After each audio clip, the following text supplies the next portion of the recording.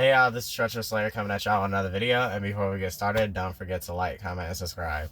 Now today, y'all, we're about to get into Squid Game Season 2 overall review. Now, this season, I've definitely been anticipating, because I definitely thought we weren't getting to Season 2. So, Season 2 basically starts off and picks up at Gi-Hon calling In-Hao and threatening him, like, look, you need to tell me where you are so we can be face-to-face, and In-Hao told his ass, look, you don't want no smoke, so you need to get your ass on that plane and forget all this happened and just move on with your life. And obviously, Gi-Hon being the stubborn Scorpio that he is, he doesn't listen, and he instantly goes on a revenge mission and does some outrageous things like cut out his tracker in a bathroom that he had implanted behind his ear, and y'all should definitely keep note of that. And we also see Jun-Ho surviving as well, and obviously he did survive that gunshot that In-Ho gave him last season when he fell off that cliff. And we learned that Jun-Ho's been transferred to just, I guess, a traffic officer at the moment, and obviously we can tell it's not really satisfying for him. Even his chief isn't really too pleased about it, as well, as he teases him about it, saying how he was saying all these stories about death games and bringing out evidence, and how police needs to bring viable evidence if he wants it to be investigated. And he's like, yeah, I hear you. And we see he's still struggling with the fact that his own brother was able to be so evil and do that to him.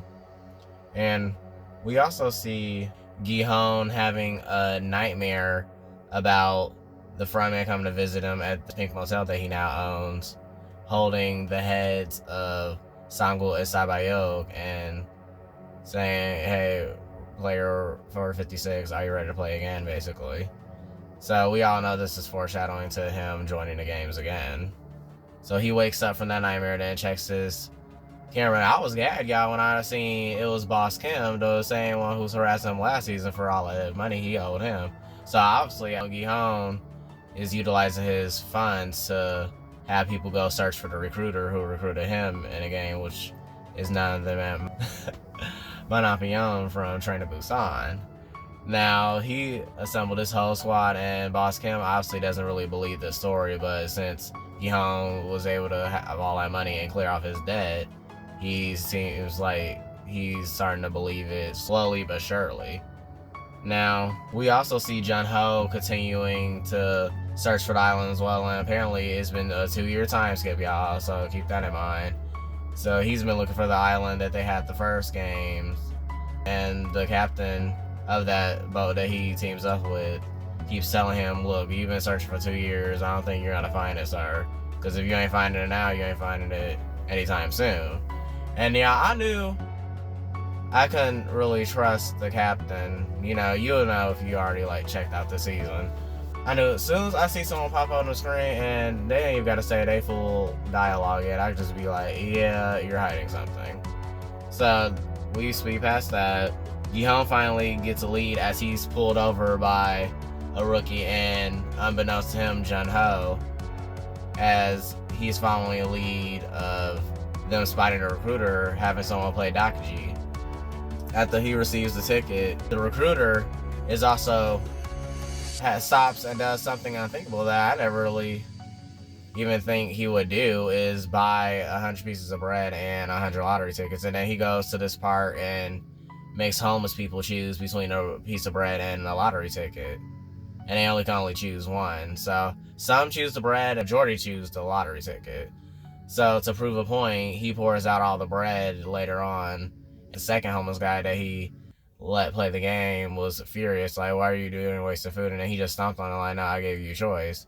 You all wasted it just caring more about the money rather than actual substance is gonna keep you going. So he starts to vigorously stomp on the pieces of bread, and y'all, this is definitely not the man I met that became Myuu, because I don't recognize this side of him at all, so I don't acknowledge it. I didn't see no potential signs of hidden rage that he showed within that scene. Yeah, I was not prepared for that at all. So yeah, I just wanted to put that disclaimer out there, because that's one side of him I never seen. I thought he was always so happy. He always seemed pretty happy we was having dinner and everything. I didn't ever see that side, so let's move on. And Boss Kim and Woo continue to trail the recruiter as Gi-hong makes his way towards them. And y'all, I don't know why they dumbass decided to chase him on foot, y'all. Oh my gosh. They chased the recruiter on foot in the alley. Hey y'all, he just gives them a 2-piece and a biscuit and knocked their ass clean out. And right when Gi-hong is late to the scene, he continues to investigate and sees there's been some blood smears on some plastic bags, which is the recruiter knocked Boss Kim out with. The next thing we see the recruiter forcing Boss Kim and Woo into a deadly game of rock, paper, scissors. Now he ups the ante and adds a little deadly iteration, rock, paper, scissors -1, meaning whoever loses, you know, gets their noodles knocked loose. So he puts one bullet in a chamber and just randomizes, like, it's like Russian roulette combined with rock, paper, scissors -1. So it's a deadly iteration of that. As the rounds continue, he forces them into this match, and the unlucky one, unfortunately, is Boss Kim, since he had the -1 and instantly gets disqualified permanently. And Woo's just like having a mental breakdown, and the recruiter tells him, like, look, I'm gonna give you what you're looking for, so you wanna be calm and listen, basically. He's like nodding furiously, like, oh yes, like whatever to do to save my life. So we see Gi-hong making it back to his motel, and he notices someone already infiltrated it. And Gi-hong quickly goes up to his room, and Myuu already waiting for him, like, look, looks like you've been looking for me for the past 2 months and everything, so how you been and everything? He's like, okay, you can cut the chit chat, like, what the hell you want? And he's like, well, looks like you looking for me, so what do you want? And he's like, well, I want to talk to your boss, the ones who hired yo, Looney Tune ass, basically. Obviously, he ain't trying to hear none of that, and he gives Gi-hong a backstory of how he used to be a PlayStation maskman, and like he forgot the years, but as he was on cleanup duty and everything, and they gave him a gun, so he basically upgraded to a triangle maskman, since we know they are the shooters. He had to take out a man who he recognized as his own father and just bopped him point blank and didn't feel any remorse or regret about it. I was like, yeah, because what y'all told y'all when I met him, he didn't show no signs of being demented like that. Y'all, I'm so serious. Like, y'all have to believe me. But he then agrees with Gi-hong if he wants to, you know, get some information about his higher-ups, his bosses, he needs to play a game of Russian roulette with him. And obviously, we seen how rock, paper, scissors -1 went with Boss Kim, so we know this ain't gonna end well. So they agree to play Russian roulette. They start playing a few rounds, saying, y'all, this man is really crazy. Like, I'm telling y'all, I do not recognize this man. Like, I don't know who this man is. I'm so sorry to this man. Cause what? So Gi-hong and him continue to play, and unlucky for Myuu, he loses, and I guess that's the last we'll see in Myuu. So yeah, y'all, I was not expecting a recruiter to get bopped off like that. I really thought he was gonna just be around. I didn't realize how demented and evil and twisted he really was. So that was an interesting character switch. Like, so he's always so calm and collected, and it was just crazy seeing him so deranged. So that was an interesting twist. We then see Jun-ho trying to play super detective as he calls himself busting into Gi-hong's motel and calling himself arresting him. But luckily, Woo comes, knocks Jun-ho clean out, because I'm like, sir, like, don't take that out on Gi-hong because you got let go from your police force and they ain't believe your crazy ass story. So he then wakes up and Gi-hong has him like tied to the tub in one of the motels or whatever. Then he asks, okay, like, what do you want and everything? And obviously Gi-hong tells him, look, I've been trying to find the next games and stop them, obviously. What the hell you want? And he's like, well, I want to help too. And they both divulge both of their perspectives from the last games. And Gi-Hong tells him how he knows about the ranking system a little bit, but they report to a leader called the front man. And then Jun-Ho tells him, yeah, that's who they report to. And then Gi-Hong asks him, okay, so do you know who the front man is? And then obviously he quickly lies and tells him, oh, no, I don't know who he is. So, and that's obviously helps them come to an agreement that they want to both take him down and end the games once and for all. And we all know the reason why Jun-Ho didn't disclose that the front man was his brother Gi-Ho was because he wants to have him all to himself and be the one to take him down, which makes sense, which I think is going to happen in season 3. So overall, we see Gi-Hong and Jun-Ho and Woo all forming a team, basically, of mercenaries. And Gi-Hong tells Jun-Ho to quit his current job if he's going to come work for him, because obviously he ain't going to be able to be a cop and work for Gi-Hong. That's just not going to work. So we see Jun-Ho having dinner with his mom, and she's still grieving the loss of her daughter-in-law and her son, which is Gi-Hong, the oldest. So, and she keeps blaming herself for her loss since we learn Gi-Ho's wife passed away from a sickness, and Jun-Ho snaps on her and tells her to stop blaming herself for that, her passing and his disappearance, because that has nothing to do with you. That's just fate. So obviously he don't want to hear that. We also get introduced to this character Noel, who works part-time at this amusement park, and she wears this like pink bunny costume and gains the interest of this little girl who we learn has blood cancer, and she needs a expensive surgery to get it dealt with and treated. And she also gets a picture from the little girl, and they form a small bond, but one of her coworkers ruins the element of surprise by coming in maskless and cursing and making the little girl cry. And the Colin was just so funny. That was such a funny scene, and good thing the dad came in and saved the day.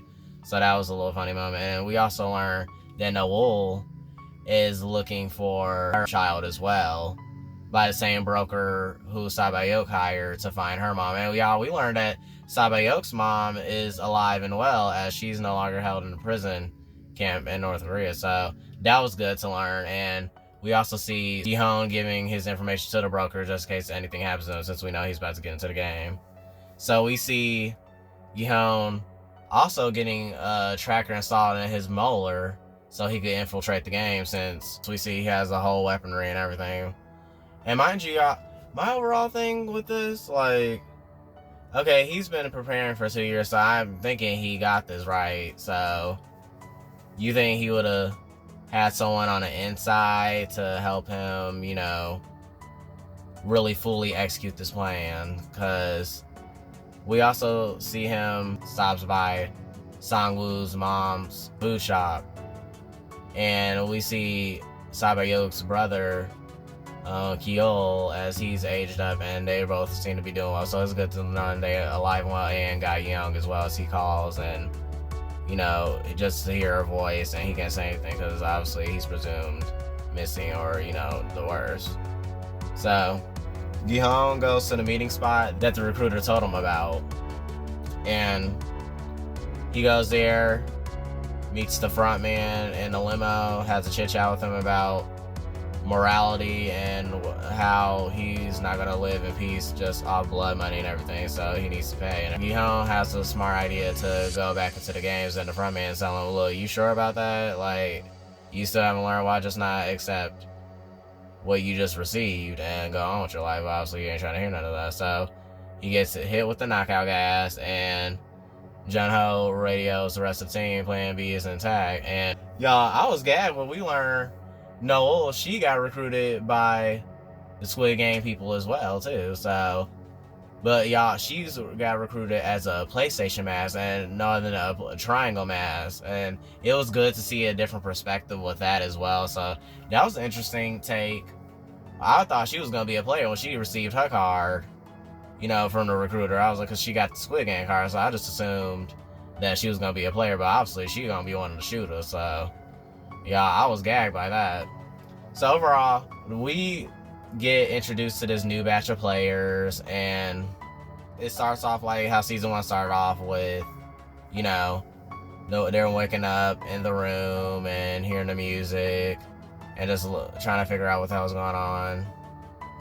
And then they all ask us similar questions as the last season's batch, like, okay, like, why y'all wearing masks and everything? Like, what the hell's it? Where's our clothes, our phones, and everything? And they give them a rundown and make them sign some consent forms that Gi-hun and the previous players had to sign. But we get bamboozled with a new rule that lets the players vote after each round of each game whether they want to stay or go. And I found that so damn petty, because I'm like, where was this rule when Gi-hun and them was playing? Because y'all, they got wiped out like badly. And the thing I loved about this season 2, like, it was a good comparison on different time frames in terms of the generations. Like, season 1 gave a little taste of boomer, mainly Gen X and older millennials, while as season 2 definitely gave late millennials, early Gen Z, which are classified as zillennials, and a few boomers scattered here and there. So it was an interesting dynamic with the age ranges, since some people think Gen Z has it easy and we have everything handed to us, when in reality that's actually not the case.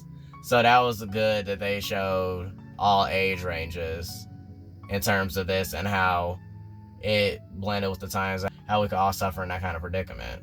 Especially we see the dynamic between Thanos and 124 as they pester 333 about him giving them bad investment advice about cryptocurrency. And we know cryptocurrency is like big right now, like with Bitcoin and everything. So that was an interesting thing to keep things fresh and see a new batch of players, try to see how they navigate through all this. Little do they know, they don't know what they're getting themselves into. But I would say this group was overall just selfish, deceitful, and just shiesty as hell, y'all. I'm like, what the hell? My only phase were like Hyunju, Junhee, which is 222. I told y'all 222 was gonna be blessed and highly favored. I love her. And number 7's mom, because I can't stand number 7, and Yin Hao. So we get to the first round of red light, green light, and Gi-hun tries to tell the group, like, look, y'all need to listen to me. And they just all taking him as a joke as he tries to save their lives and everything. So the game starts and everything, and he's gotten them, and he's getting them through it for the first half, but they not trying to listen to him. As Thanos, he scared her because she had to be on her neck, and she freaked out and moved during red light and got clipped. And then as soon as she fell, a few others started falling as well, started getting bopped and flopped, and they go through the match or whatever. Then we learned that Jung-bae also joined the game, y'all. So Jung-bae from season 1, from the pilot, that I thought we would never see again, he's up in there. I'm like, damn, how the hell he up in there? Apparently he got divorced, and he been looking for Gi-hun for like 3 years, like especially after Gi-hun's mom passed, since we know that's the reason why Gi-hun joined the games in the first place. And Jung-bae told him, okay, I'll follow your lead from this point forward. So they survive red light, green light, and then he goes and tries to convince the other players to stop playing and persuade they vote.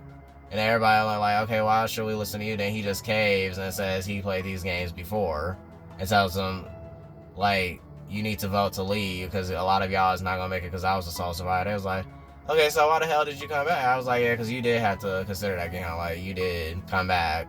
You should have just, like, stayed put where you were.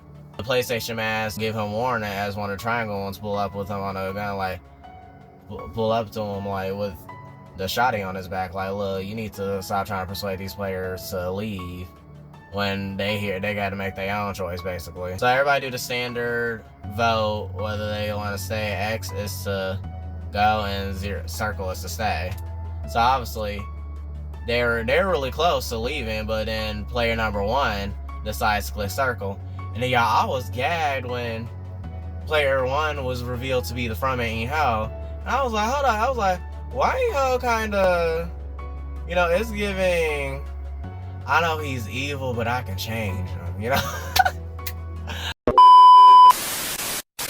like, wait, he kinda... I was like, okay, I see you, Myuu. But y'all whole time Myuu playing chess while Gi-hong playing checkers. Because overall, I would say this season was very interesting in terms of how this batch of players handle the dilemma they're in compared to Season 1's batch of players. Because Season 1, we knew theirs was all kind of about trust and survival, while as Season 2, they were just selfish and greedy, and just overall, it was like every man for themselves. And y'all, it was just so slick how manipulated Gi-hong throughout this whole thing. He even slipped up a few times saying his name or anything. I'm looking at Gi-hong like, you still ain't learned shit from what Sang-woo told you. Like, Sang-woo already checked your ass on that, like, how gullible and naive you were. Why the hell you ain't putting two and two together? And obviously, he number one, so obviously, he gotta know something about the game, because number one last time was literally the mastermind of the game. Like, what's not clicking? And like, Gi-hong definitely was a little bit dumbed down, I would say. Like, he didn't really learn his lesson. He was definitely like a martyr this season, like, and not even in a beneficial way to himself. Like, once you realize your tracker was lost and they switched your tracker, obviously, you, like you said to yourself, you were fucked. So why would you try to form a coup without having a man on an inside? And the games were, how can I put this? The only game where I feel like the players were truly fighting for their life was Mingle. Mingle, y'all, that game was insane. Like, it was like basically like a ring around a rosy kind of thing. And then they had to choose rooms, but only the rooms could fit only a certain amount of people each round. And if they were locked out, they were bopped and flopped. And I would say the season, a few characters had great character development, but like some characters kind of took a backseat, like Jun-ho. Like, they basically got him on a wild goose chase searching for islands, and we already see how already anticipated that, already has a inside man working on that team. So I'm looking like Gi-hong low-key wasted his time and kind of made the dumb decision of coming back into the games without someone from the inside, because that's definitely how he would have been able to face In-hao. Little did he know, he was playing with the front man the whole damn time and telling him all his secrets and everything. It was just a very tedious watch, I would say. And some characters were very annoying. Like, I really couldn't stand Thanos and number 124. I just feel like they were used to it. It was given they were trying to make them like Doc2 and his gang, and it just wasn't it. And I could care less for Daeho, could care less for 333. Myuu, he can go, I don't care. So, y'all, this season, it was a good watch, but my favorite games thus far was Mingle. That was creative. Because the 6-legged race one, that was like, it was okay, but it kind of felt like rushed, I would say. They didn't feel like they were really in any danger, and I didn't like how they were attacking Gi-hong, like, even though he could have low-key brought that upon himself. Too trusting, that was always his flaw. So I just feel like Gi-hong should have just worked from the outside and tried to infiltrate it, like, from the higher ups rather than starting at the bottom like he did before. It's just like he didn't really learn. Il-nam told him about how the games function, everything. You still didn't learn anything, and now you definitely got people killed. And last season you didn't do that. It wasn't really your fault, but now it's definitely, you have blood on your hands. So season 3 should definitely be an interesting watch, I would say, because I just want to see what happens to his character now, because at this point, okay, what are y'all gonna do with him? Because I feel like Jun-ho should definitely been in more scenes this season, because he was definitely like the standout from last season. So In-hao, he was definitely my favorite. He was such the perfect villain, and he got all the information he needed right before he flipped back as the front man. So y'all, it was a satisfying watch, but I definitely need more for season 3. Like, especially a little bit more games. because I feel like the games are a little bit missing this season as well. But overall, still a great watch, and you should definitely go check it out. Season 2 of Squid Game on Netflix right now. But yeah, y'all, I do have a feeling there's going to be multiple winners in season 3, so we should definitely keep an eye out for that when it comes up this year. So y'all let me know what y'all theories will be. And also, my theory is like In-ho is also probably Il-nam's biological son, because that explains why he has so much influence over the games too.